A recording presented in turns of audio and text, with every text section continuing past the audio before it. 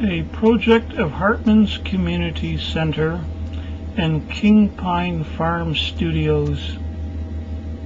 Donate to Hartman's Community Center today, 41 Main Street East, Milton, Ontario, Canada, L9T 1N2.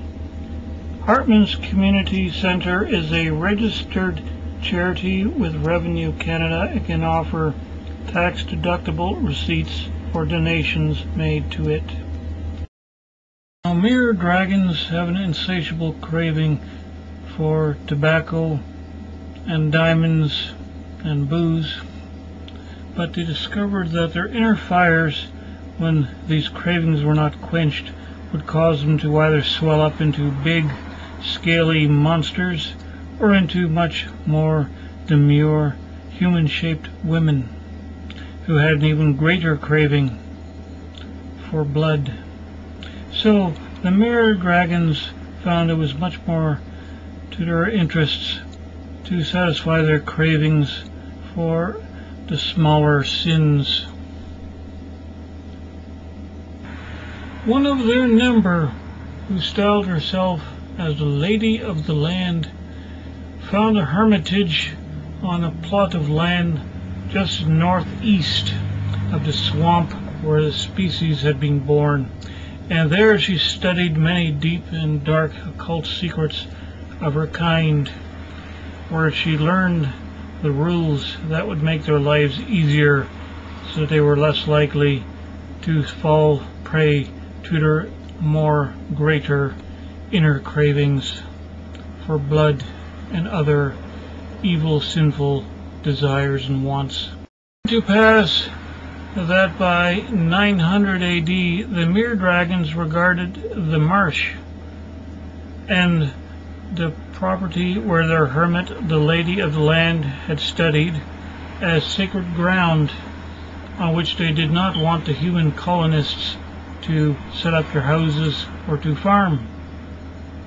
So when I and my family and other colonists settled on the sacred ground of the hermit, Lady of the Land, the mere dragons were politely furious, but it never occurred to them that maybe we new pioneers did not know that this land was off limits.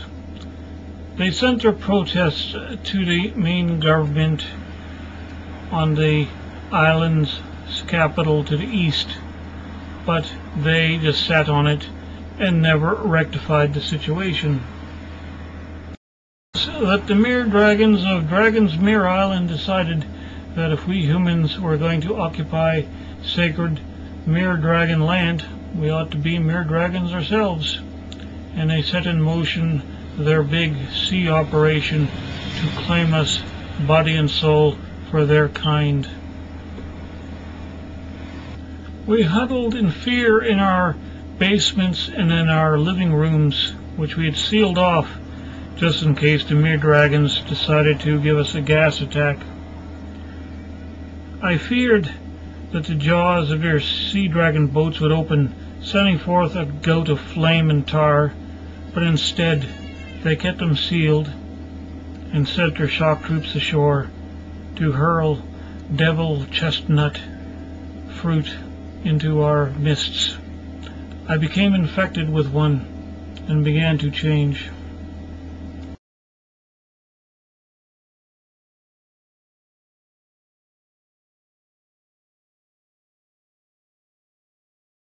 Her dragon needle-like teeth sprouted out of her mouths, sprang out her human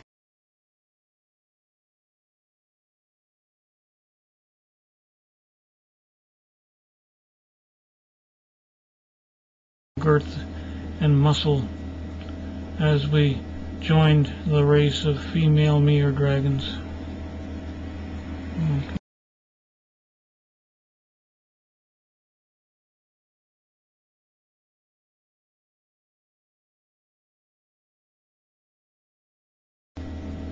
Telling our tale to humans further off land, so they had given us an extra potent dose that would send us into our more base, dull, big dragon form, in which shape we would simply crawl about on the land until we were retrieved by the mere dragons when they felt we were ready to join the main group of mere dragons.